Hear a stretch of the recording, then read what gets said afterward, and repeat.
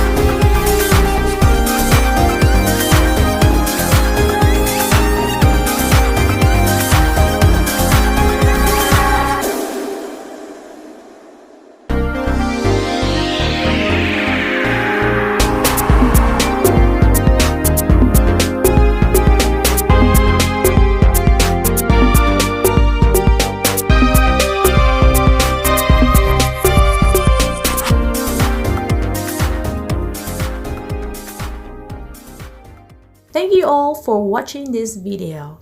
If you want to help this channel grow, please don't forget to like and subscribe. See you next time!